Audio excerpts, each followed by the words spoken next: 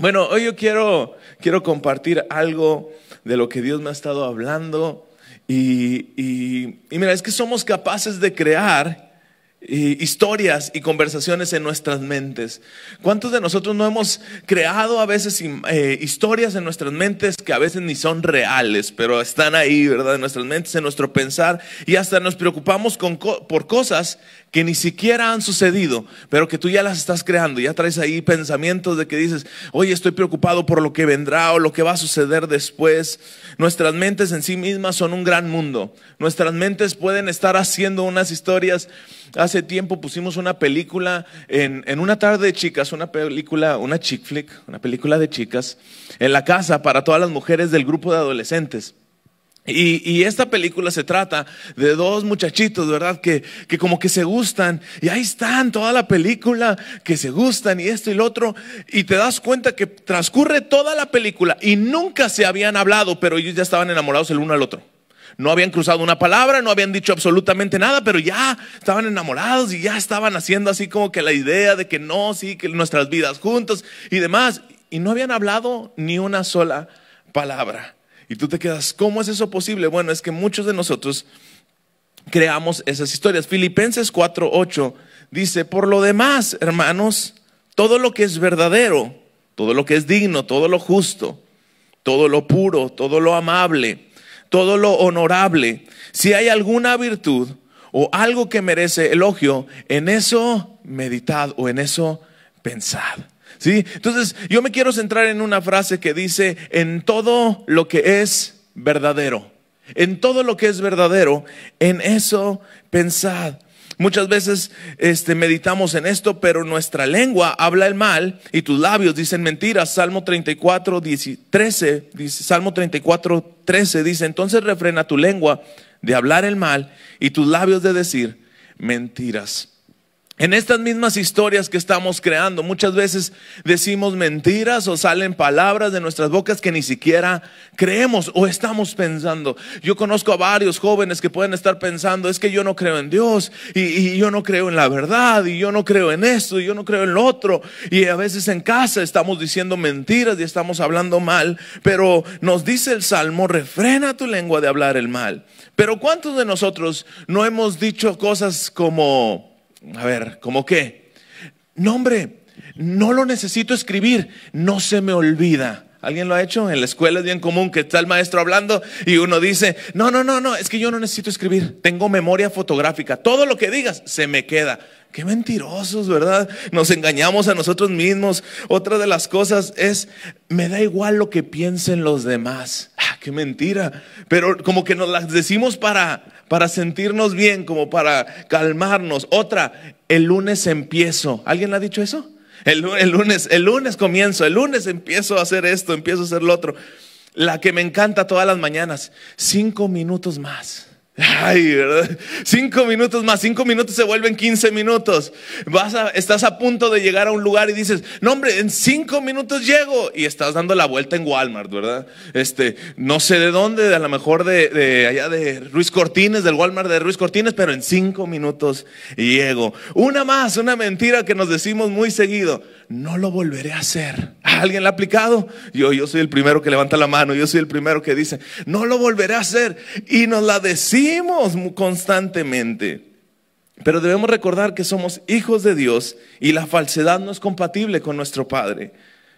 Y el énfasis de esta enseñanza, o lo que yo quiero enfatizar el día de hoy, es el autoengaño. El autoengaño. Porque muchas veces usamos el autoengaño como para evadir la culpa o la responsabilidad que implican nuestras acciones. Entonces usamos el autoengaño. No, el lunes empiezo y te estás tratando de engañar a ti mismo. Y una cosa es que el diablo nos engañe, el diablo venga y trate de engañarnos. Eso es una cosa. Pero otra muy diferente y que hay que preocuparnos es que tú mismo te estés autoengañando para pecar. Porque cuando el enemigo viene y nos trata de engañar, podemos abrir los ojos, darnos cuenta que es el enemigo y cambiar.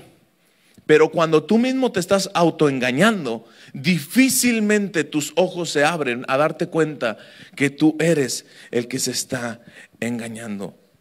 Si un cristiano peca, entonces esto es realmente peligroso. Y nosotros tenemos que tener un buen concepto de nosotros, como Mateo capítulo 5 nos lo enseña, y ahorita quiero llegar ahí. Pero hay muchos cristianos que se engañan a sí mismos, que piensan que son salvos cuando no lo son. Mateo capítulo 7, versículo 22. Acompáñame ahí, Mateo capítulo 7, versículo 22. Hablando del sermón del monte y diciendo, Mateo capítulo 7, versículo 22, dice: muchos me dirán en aquel día, Señor, Señor, ¿no profetizamos en tu nombre? Y en tu nombre echamos fuera demonios, y en tu nombre hicimos muchos milagros. Versículo 23, y entonces les declararé: nunca os conocí, apartados de mí, hacedores ¿de qué? De maldad. El Señor está hablando con aquellos hombres que se sentían maduros en el caminar cristiano. Decían: es que yo ya la hice, yo estoy echando fuera demonios, yo estoy haciendo milagros, en tu nombre he profetizado, yo estoy asistiendo a la iglesia, yo estoy haciendo esto. Y todo se trata de tus obras y de lo que tú estás haciendo para obtener la salvación. Se trata de lo que nosotros hacemos, se trata de ese esfuerzo humano por querer alcanzar la salvación. Y el Señor dice: pero yo nunca te conocí. Nunca volteaste a ver a la gracia, nunca volteaste a verme a mí para encontrar en mí el oportuno socorro para tu vida eterna. O sea, quieres que por tus obras, por tus acciones bien intencionadas a lo mejor te salves, pero no. La única respuesta para encontrar nuestra vida eterna o nuestro caminar es estar en Cristo Jesús. No hay otra manera. No hay cuánto esfuerzo hagamos, no hay cuántas cosas. Y eso nos autoengañamos. Y hay gente que me dice: es que yo tengo 10 años de cristiano. Bueno, a lo mejor tienes un año por 10 y eres un bebé espiritual, ¿sí? Tienes el mismo año, eres un bebé, pero lo multiplicaste por 10 y llevas 10 años de bebé espiritual. No has crecido. Me dirás: tengo 10 años en la iglesia, tengo 20 años en la iglesia y todavía no nos hemos bautizado. Yo me digo: ¿cómo ha sido eso? ¿Cómo ha sido eso? ¿Cómo ha sido que estemos diciendo: sí, yo sigo a Jesús, sí, yo estoy en la iglesia, asisto por tantos años y no he tomado una decisión de decir: yo quiero seguir, me quiero identificar con Cristo? En todo yo quiero ser como Cristo. Una señal de madurez es cuando un cristiano se enfrenta a sí mismo honestamente. Cuando uno empieza a hacer una introspección de sí mismo, se conoce a sí mismo y acepta sus necesidades. Cuando te das cuenta que realmente eres un pobre de espíritu.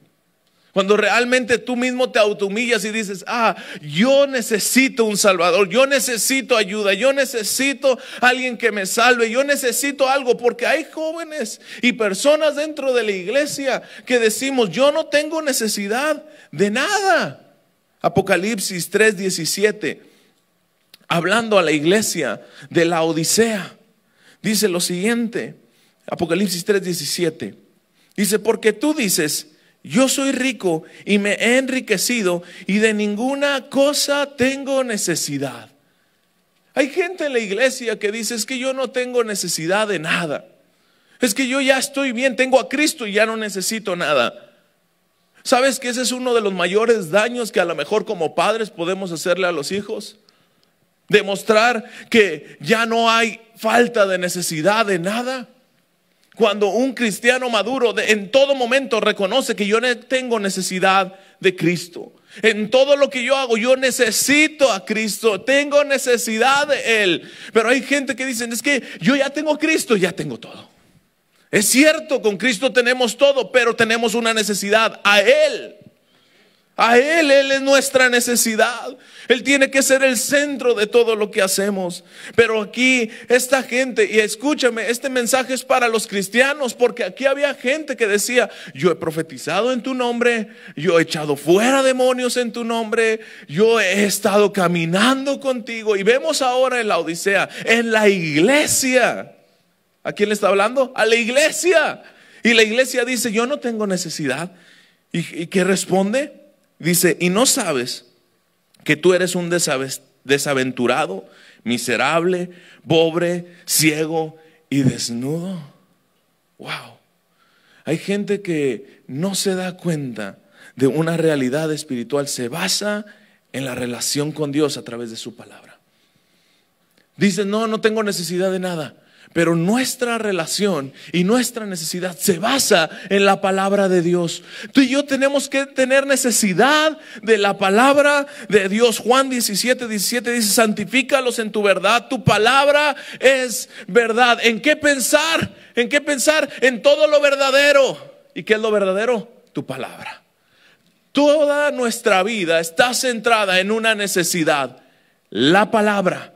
Porque Cristo es la palabra misma. Él es el verbo de Dios reflejado en nuestras vidas. Y tú y yo necesitamos tener esta dependencia en la palabra todo el tiempo. Si estamos verdaderamente comprometidos con esa verdad que es su palabra, eso nos mantendrá honestos y fuera de hipocresía. Si realmente estamos centrados en la palabra, eso nos va a hacer personas honestas e íntegras. Dice que la persona íntegra es de bendición para su nación. Eso viene ahí en la palabra. Necesitamos personas íntegras, necesitamos personas que sean verdaderamente honestas para con Dios y luego para los hombres. Porque muchos de nosotros queremos ser personas honestas para los hombres, pero así no funciona la honestidad. La integridad nace de un corazón que quiere ser honesto a Dios. Y por consiguiente, si tú eres honesto para con Dios, eres honesto para los hombres. No al revés. No al revés. Entonces tenemos que cambiar esa mentalidad. Mi integridad se trata con Dios. Y si yo soy confiable para Dios, voy a ser confiable para los hombres. Si yo no soy confiable para Dios, no soy confiable para los hombres. Y cuando tú eres confiable para Dios, Dios puede depositar y derramar bendición para nosotros. Entonces nuestra integridad va más allá de nuestras acciones aquí en la tierra. Nuestra integridad se basa en hacer lo que Dios está hablando. Entonces quiero llevarte a Santiago capítulo 1, porque quiero dar tres puntos, pero aparecen en Santiago capítulo 1. Y vamos a leer desde el versículo 19 hasta el 27. Ahí se centra toda la enseñanza del día de hoy. Santiago capítulo 1, versículo 19 al 27. Y aquí presenta tres responsabilidades hacia la palabra. Porque si entendemos que vamos a pensar y en nuestras mentes no va a haber engaño y vamos a estar sembrados en la palabra, hay tres responsabilidades que tenemos con la palabra.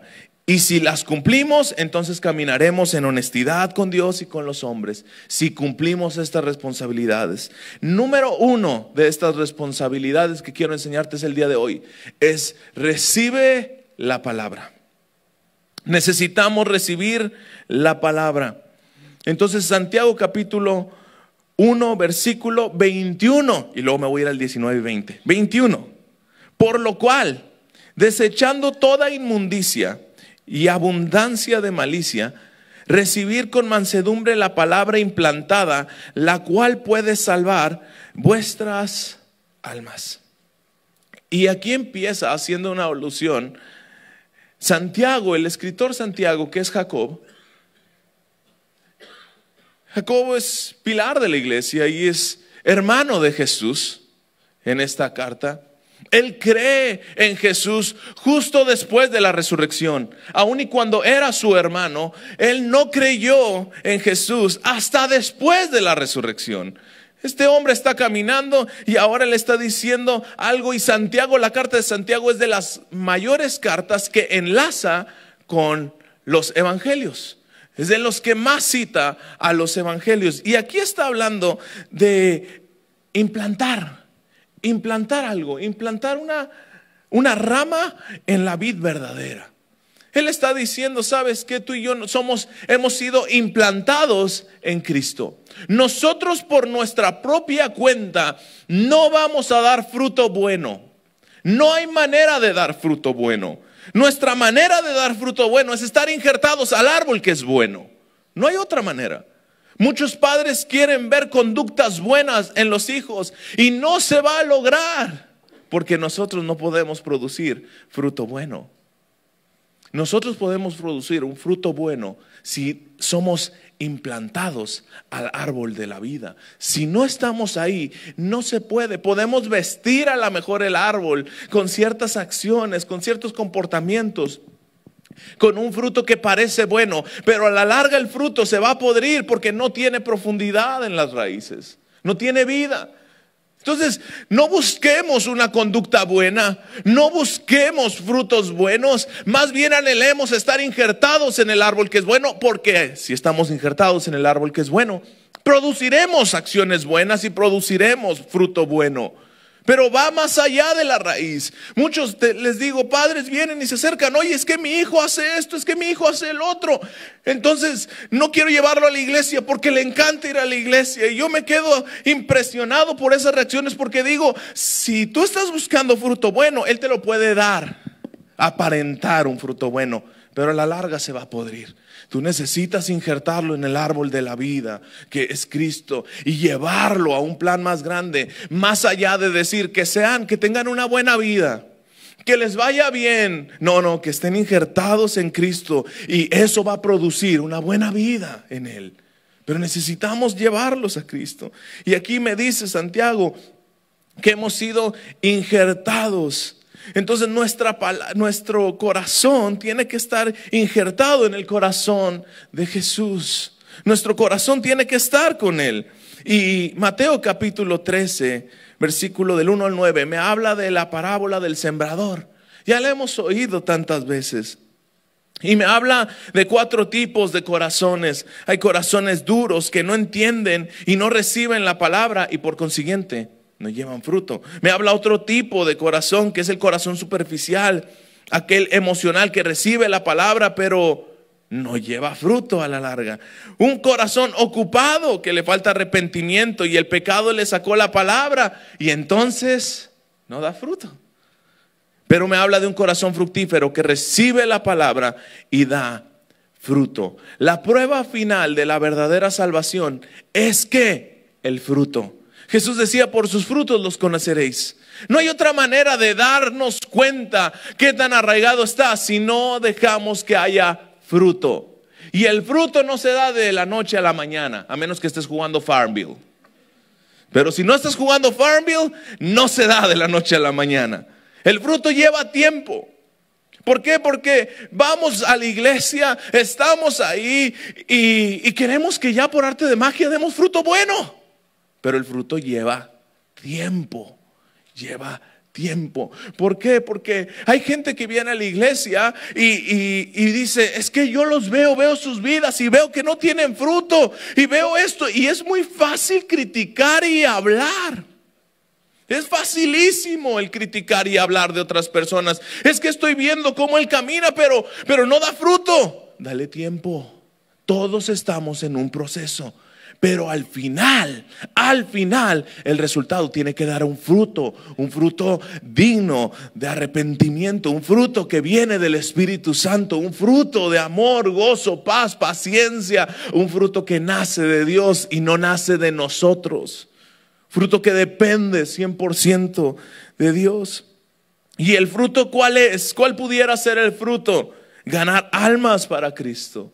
¿Sí? Ganar almas, crecer en santidad. La santidad es un fruto. Tienes que crecer en santidad. No te puedes quedar estancado en una vida en la cual estás en un ciclo de pecado. Tenemos que salir y anhelar la santidad. Y ese es un fruto de nuestras vidas con Dios. Debemos ser dadores generosos. Dadores generosos que ven la necesidad y la suplen. Alguien que está viendo que hace falta algo y te das en tiempo, en esfuerzo, en todo. Dadores generosos. Gente que está creciendo en un carácter espiritual, que no se deja llevar por las circunstancias de la vida, las adversidades, la opresión que viene, algún diagnóstico equivocado, sino que sacas un carácter espiritual en el que te mantienes firme con Cristo y dices, yo de aquí no me muevo. Él es mi roca firme, Él es mi esperanza, Él es mi fortaleza. Y Él me va a sacar, y si no, así como Sadrach, Mesach y Abednego, y si no, Él sigue siendo mi Dios. Un carácter espiritual que nace del fruto de estar injertados en el árbol que es bueno. Buenas obras. Muchas veces no queremos hablar de buenas obras porque decimos todo se trata de Cristo. Y es verdad, pero Cristo va a producir en nosotros que hagamos buenas obras. Tenemos que hacer buenas obras. Imagínate si cada uno de nosotros hiciéramos buenas obras, ¿cómo impactaríamos a una sociedad de allá afuera? Pero decimos, no, es que todo es buscar al Señor, estar encerrados en un cuarto orando. Y sí, pero sal del cuarto y hagamos buenas obras. Ese es un fruto, ese es un fruto. Y una adoración como reacción de ver el amor de Dios hacia nuestras vidas, de ese amor que nos injerta. Entonces ahora sí podemos recibir de una manera correcta lo que Jesús nos enseña. Marcos 4:24 dice, mira lo que oyes. Mira lo que oyes. Y luego más adelante Lucas 8:18 dice, mira cómo oyes. Entonces hay algo. Lo que tú escuchas se puede ver. Lo que tú escuchas se ve. La palabra que tú oyes este domingo se debe de ver.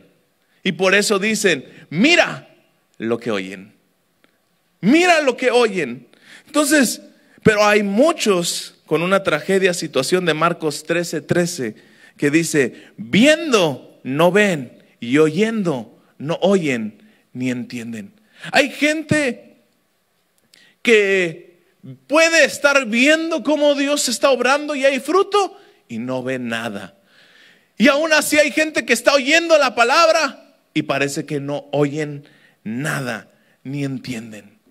Hay gente que puede estar aquí escuchando la palabra, pero no sucede nada.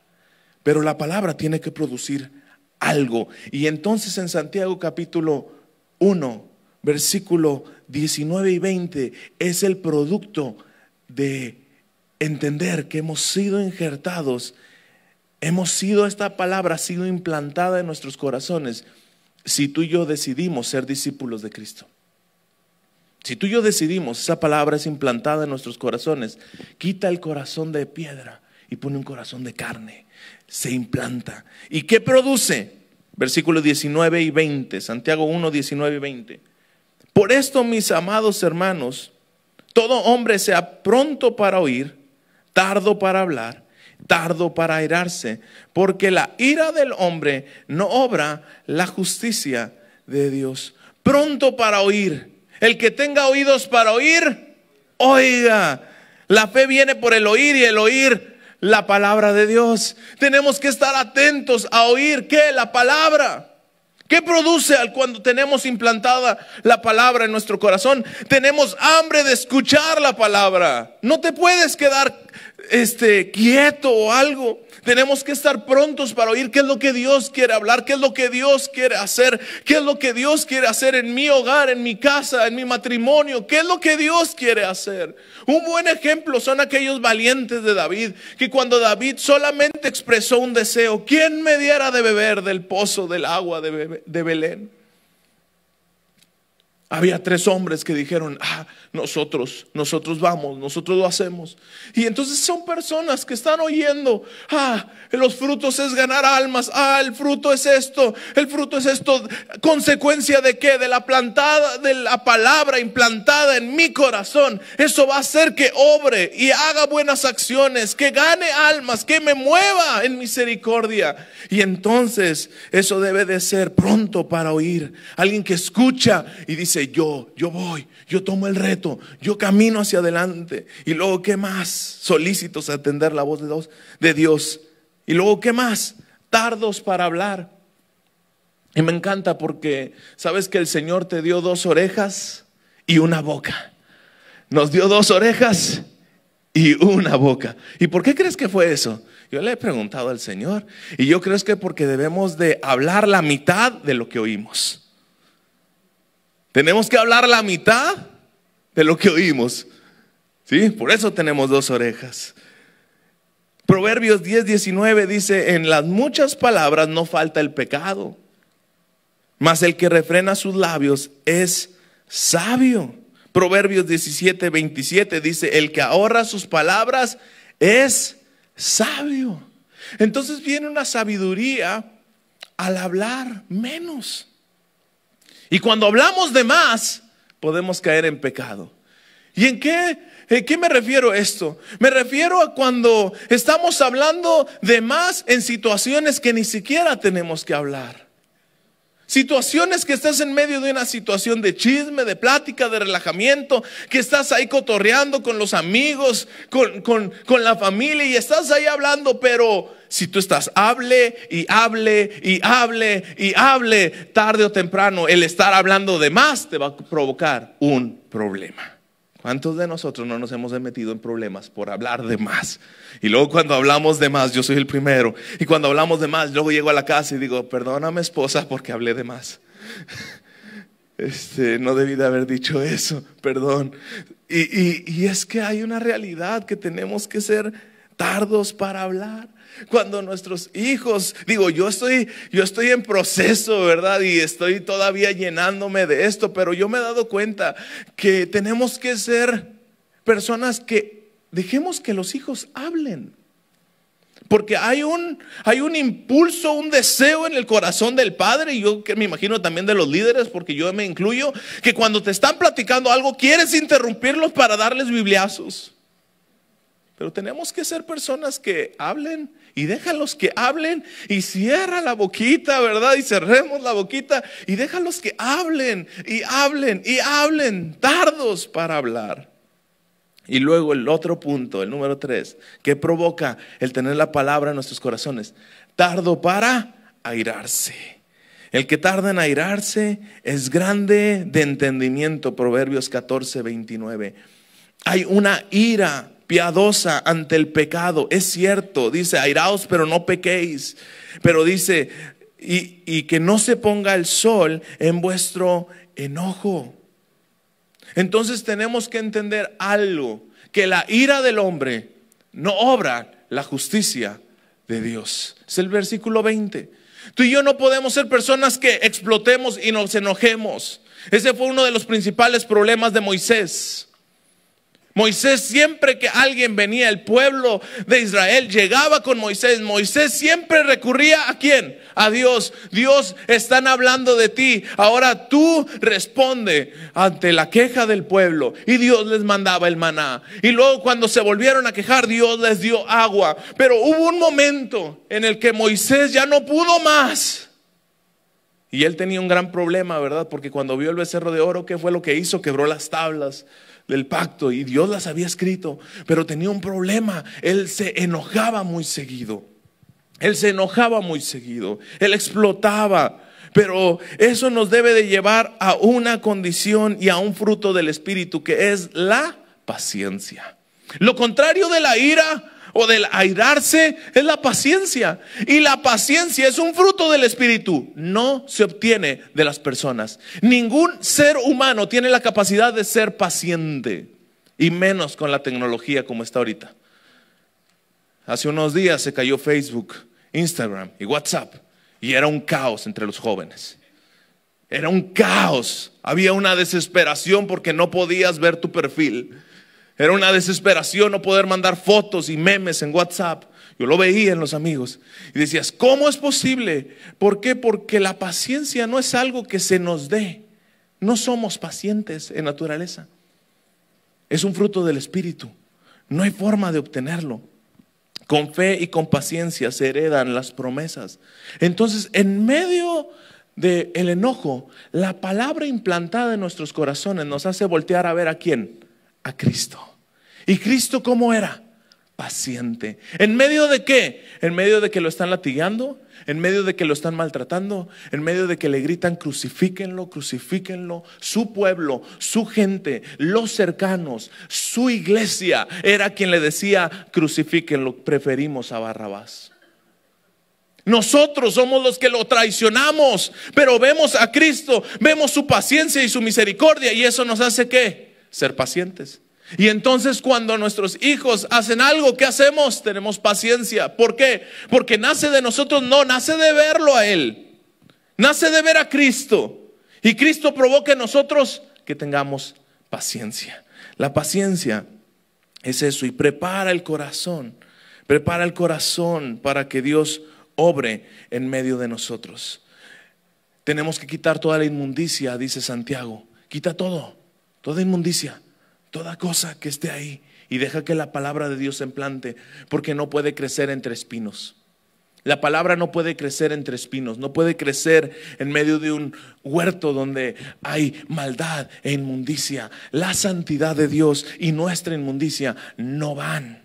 Y tú y yo tenemos que limpiarnos. ¿Y qué es la inmundicia? Todas aquellas cosas que te separan y que no le agradan al corazón de Dios, eso es. A lo mejor la palabra inmundicia suena muy fea. Yo no tengo nada de inmundicia en mi corazón. Sí, sí hay. Hay rebelión, hay orgullo, hay enojo, hay frustración, hay tantas cosas que no reflejan el carácter de Dios. Pero tú y yo tenemos que buscar el carácter de Dios en todo momento. Y luego ese era el número 1, recibir la palabra. Número 2, ¿cuál? Practicar la palabra. Santiago capítulo 1, versículo del 22 al 25, dice lo siguiente: pero ser hacedores de la palabra y no tan solo oidores, engañándonos ¿a quiénes? A nosotros mismos. Es como aquellas mentirillas que decimos en 5 minutos, ya no lo volveré a hacer. ¿Te estás engañando a quién? A ti mismo. Bueno, dice la palabra que si tú la escuchas y no la pones en práctica, ¿te engañas a quién? A ti mismo. ¿Por qué? Porque si alguno es oidor de la palabra, pero no es hacedor de ella, este es semejante al hombre que considera en un espejo su rostro natural. Porque él se considera a sí mismo y se va y luego olvida cómo era. Mas el que mira atentamente en la perfecta ley, la de la libertad, y persevera en ella, no siendo oidor olvidadizo, sino hacedor de la obra, este será bienaventurado en lo que hace. Tenemos que ser práctica.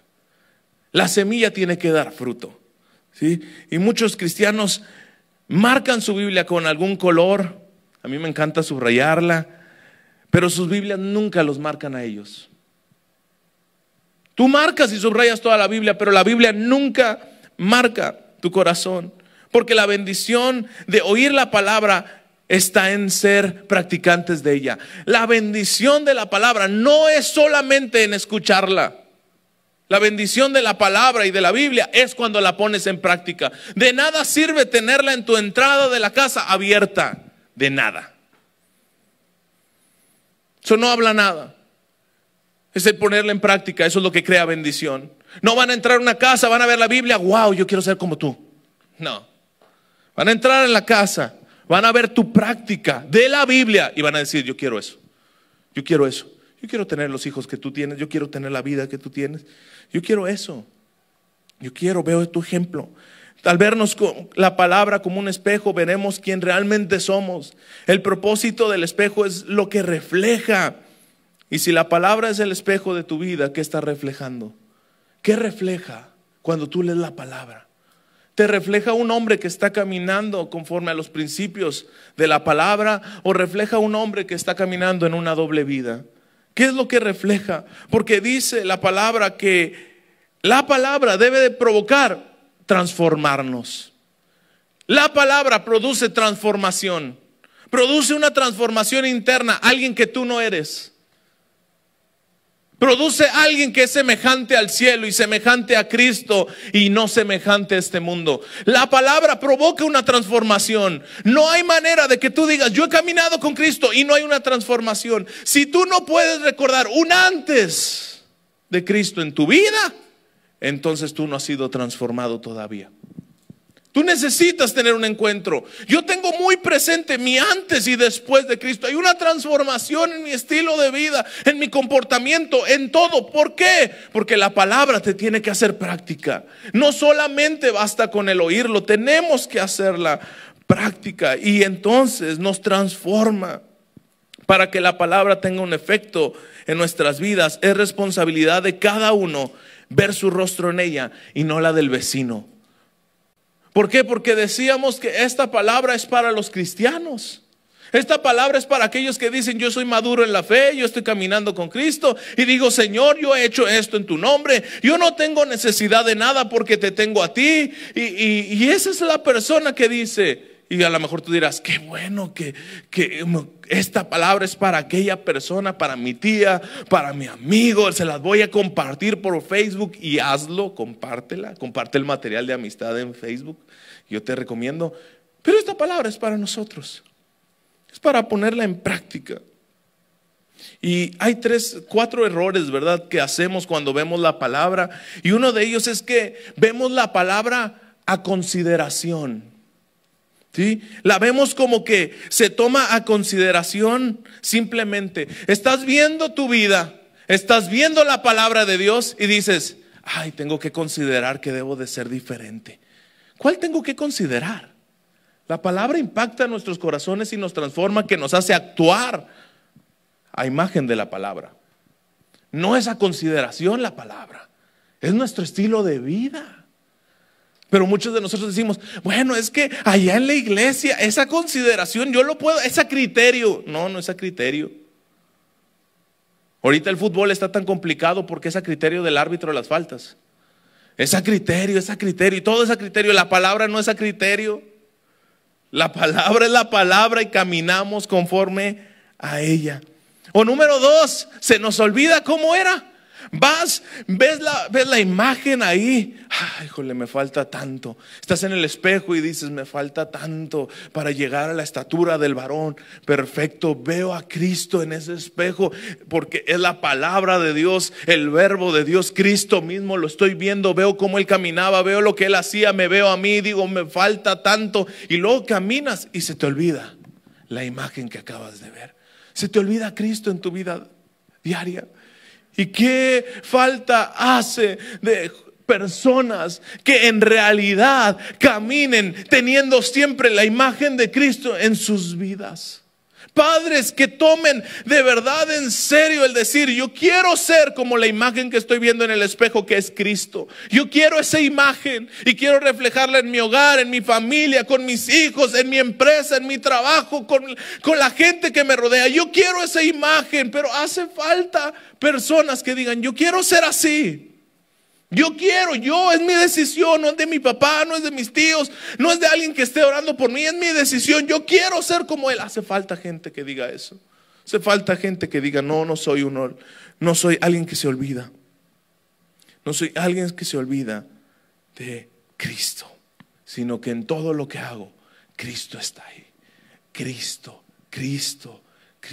en todo lo que yo hago. ¿Qué puedo hacer para poner en la vida práctica? Porque a veces hablamos de todo esto de Cristo, ¿y qué hacemos? Práctico. Bueno, busca oportunidades para dirigir a tu familia hacia Cristo. Busca oportunidades para dirigir a tu familia a Cristo. Crea tiempos, crea momentos para que tú hables de Cristo en todo momento en tu familia. ¿Qué más? Sé cristocéntrico en el uso de la escritura. Todo el tiempo habla de Cristo en tu hogar, con tu familia, con tus hijos. No respondas lo primero que se te viene a la mente. Responde de Cristo. Usa la palabra no para dar bibliazos, sino para transmitir esperanza, porque la palabra es esperanza. A veces usamos la palabra solamente para regañar, pero la palabra es esperanza. La palabra crea vida y debe de producir vida. El arrepentimiento es voltear a Dios y producir vida. No es condenativo. Romanos me dice que ya no hay ninguna condenación para los que están en Cristo Jesús. La palabra produce vida, produce esperanza, pero siempre tienes que llevarlos a la palabra en todo momento. ¿Qué más? Debemos estar dispuestos a ser usados como ejemplo del perdón. Esa palabra implantada en nuestros corazones, que Jesús en la cruz dijo, perdónalos. Nosotros también transmitimos un perdón. Hay una historia que me encanta, que me la platicó mi esposa, de un pastor que escuchó. Y es que iba manejando un joven. Iba manejando su papá. Él era pastor. Iba rumbo a una conferencia. Y su hijo iba al lado. O iba manejando el hijo, creo que iba manejando el hijo. Y su papá iba al lado, era el pastor, iba acompañándolo. Y le dijo, vamos. Y entonces iba manejando el hijo. Llévame a la iglesia, sí, claro que sí. Y ahí va manejando y luego llegan al semáforo y el papá le dice, da vuelta a la izquierda. Y el hijo, no, es que la iglesia es a la derecha, papá. No, da vuelta a la izquierda, hijo, yo sé que es a la izquierda. Y el hijo, es a la derecha. Y el papá da vuelta a la izquierda. Bueno, pues da vuelta a la izquierda. Da vuelta a la izquierda el hijo y llega por ahí y se dan cuenta que no, era a la derecha. Y entonces, estando ahí, dice el pastor que él tenía dos opciones. Una, decir como que quería pararse en el Oxxo antes de llegar a la iglesia. Decir como que, no, es que era una ruta un poco más sencilla y tratar de ocultarlo, ¿verdad? O reconocer que se había equivocado y pedir perdón. Y dice, ¿sabes que yo reconocí y le dije, perdóname hijo, por lo que pasó? Y se fue. Y dice, más adelante, tiempo después, estaba en una reunión y estaba mi hijo ahí en la conferencia y prediqué ese ejemplo. Prediqué ese ejemplo hacia la congregación. Y al final me bajo y llego ahí con mi hijo y me dice mi hijo, ya ni me acordaba de esa situación, ni me acordaba de lo que había pasado, papá. Y dice el pastor, ¿sabes cuál fue la diferencia o por qué no se acordaba? Porque le pedí perdón. Porque si yo no le hubiera pedido perdón en ese momento, él se hubiera quedado con una raíz, algo en su corazón que hubiera dicho, mi padre en esa vez trató de ocultar su error. Pero como él reconoció el perdón, se olvidó. Se olvidó. Tenemos que ser personas de ejemplo del perdón. Ser un modelo de una oración sin cesar. Ser modelo de oración. Y ser ejemplo de un hambre por Dios. Todas estas cuestiones son vidas prácticas para ser hacedores de la palabra y no tan solo oidores. Gente que extiende el perdón, gente que es ejemplo. Y número 3, comparte la palabra. Yo te dije 3 cosas de la palabra. Número 1, recíbela. Tienes que recibir la palabra en tu corazón. Número 2, tienes que ponerla en práctica. Y número 3, tienes que compartirla. Porque una cosa es que tú la vivas, pero número 3 es que tú la compartas. Y esa aparece en Santiago en los últimos versículos. Dice, si alguno se cree religioso entre ustedes y no refrena su lengua, sino que engaña su corazón, la religión de tal es vana. Versículo 27, la religión pura y sin mácula delante de Dios el Padre es esta: visitar a los huérfanos y a las viudas en sus tribulaciones y guardarse sin mancha del mundo. La religión verdadera está cimentada ¿en qué? En la misericordia, en la compasión. Oseas 6:6 dice que Él prefiere la misericordia que el sacrificio. Dios quiere que hagamos misericordia. Esta es la verdadera religión. Esta es la verdadera práctica de nosotros. Es la palabra que se practica y se comparte con otros a través de palabra, servicio y santidad. No solo predicamos el evangelio, servimos a las personas y somos santos. No nos contaminamos del mundo. Esa es la verdadera forma de compartir la palabra. No solamente se trata, por eso Pan de Vida es así como es. ¿Por qué? Porque número uno, predicamos la palabra. Número 2, servimos, no solo predicamos, servimos al necesitado, servimos al que lo necesita. Número 3, ¿qué? No nos contaminamos del mundo, somos quienes somos. Y esto se tiene que aplicar ¿en qué? En nuestras vidas diarias. No se trata de Pan de Vida, aunque es bueno que te integres en un ministerio. Esta es la vida práctica del cristiano. Esta es tu vida práctica. Olvídate. Yo sé que ahorita muchos están en las misiones y andan compartiendo y haciendo ese versículo realidad, pero ese versículo no se trata de un ministerio, se trata de la realidad nuestra. Se trata de nuestra realidad. Y entonces esta predicación yo la he resumido, por así decirlo, RPC, perdón. ¿Qué es? Recibe, practica y comparte. RPC. Y entonces así se te va a acordar. Y si tú y yo usamos estas herramientas prácticas en nuestra vida, vas a transformar la nación, va a transformar tu ciudad, va a transformar tu negocio. Tú tienes que recibir la palabra, ponerla en práctica y compartirla. ¿Con qué? Con amor, con servicio, con misericordia, con compasión, viendo el espejo. ¿Cuál es la palabra? Cristo mismo es nuestro ejemplo. Y yo espero que tú también anheles ser como Cristo. Nuestro deseo y nuestro propósito y nuestro llamado es ser como Cristo. Ese es el deseo. Entonces esta clase o esta conferencia es para eso. Los sacrificios que a Dios le agradan es una sincera alabanza a su nombre y hacer el bien al prójimo. Eso es lo que más le encanta. Una verdadera alabanza, un corazón que alabe y que exalte a Dios en su vida diaria. Y un corazón que haga bien al prójimo. Y ahí se resume toda la ley. Ama al Señor y ama a tu prójimo. Ama al Señor y ama a tu prójimo. Extiende misericordia, extiende compasión. Yo quiero dejar ese reto. Vamos a caminar, iglesia, recibiendo, practicando y compartiendo la palabra. Tenemos un gran reto saliendo de esas puertas. Tenemos un gran reto de vivir nuestra vida realmente. El creyente que obra así procura ponerse a salvo de las atracciones del mundo y de la carne, lucha contra las tentaciones y huye de la impureza sexual. De verdad, aquel que está dispuesto dice: yo no quiero estar coqueteando con las atracciones del mundo y de mi carne. Yo no quiero eso. Luchas contra las tentaciones y huyes del pecado. El cristiano maduro es aquel que vive lo más alejado de lo que lo puede hacer caer. Él no está jugando en la línea diciendo: esto será válido, esto se podrá, esto Dios me lo permite, esto no. No está ahí. El cristiano maduro dice: yo quiero estar alejado lo más posible de eso. Entonces yo quiero orar esta mañana. Yo quiero orar. ¿Para qué? Para que el Señor siembre esta palabra en nuestros corazones y podamos ponerla en práctica. Y luego ¿qué? Compartámosla. Salgamos de aquí compartiendo a otros y a otros, que podamos ver una gran multiplicación de gente apasionada por Cristo. ¿Para qué? Para recibir, practicar y compartir la palabra. Y ese es el ciclo. Y ese es el ciclo que Dios espera en nuestros corazones. Entonces yo quiero orar. Señor Jesús, oro, Padre, esta mañana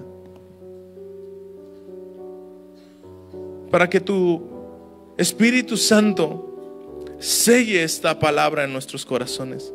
Señor, nos ayude a caminar en ella. Primero que nada, recibiendo esa palabra de amor, de compasión. Señor, recibiendo tu obra perfecta en la cruz, que nos dignifica y nos purifica por medio de tu sacrificio en la cruz y por medio de tu sangre derramada, que nos limpia de todo pecado y nos purifica, y corremos a ver la obra perfecta. No por nuestras obras, se trata de ti, y tú eres nuestro ejemplo y tú eres nuestro modelo, y tú te diste por la iglesia. Ahora nosotros queremos dar un sacrificio de agradecimiento a ti y rendir nuestras vidas plenamente a ti. Señor, que sepamos que hemos sido injertados al árbol de la vida. No busquemos comportamientos buenos, sino queramos estar injertados en tu árbol que es bueno. Queremos estar injertados en ti y caminar contigo en todo lo que hacemos. Ayúdanos a no separarnos de ahí, porque si nos separamos de ti, nada podemos hacer. Señor, ayúdanos a seguir firmes, nutriéndonos del árbol de la vida que proviene de ti. Señor, ayúdanos a ser prontos para oír tu palabra y hacerla. Ayúdanos a encaminarnos en tu palabra, a ponerla en práctica, a ser transformados por ella y compartir la palabra en nuestra familia, Señor, dispuestos a dar perdón, dispuestos a hablar de Cristo, dispuestos a orar y ser un ejemplo de hambre por ti. Señor, que podamos poner en práctica tu palabra, tu amor, y que esa vida real de cada uno de nosotros la llevemos allá afuera y podamos compartir el mensaje, compartir la misericordia, compartir el amor, compartir la práctica de una vida real, no tramposos, no fraudulentos, sino sinceros con nuestro prójimo, buscando el bien de nuestros hermanos. En el nombre de Cristo Jesús yo te lo pido, Padre. Amén y amén.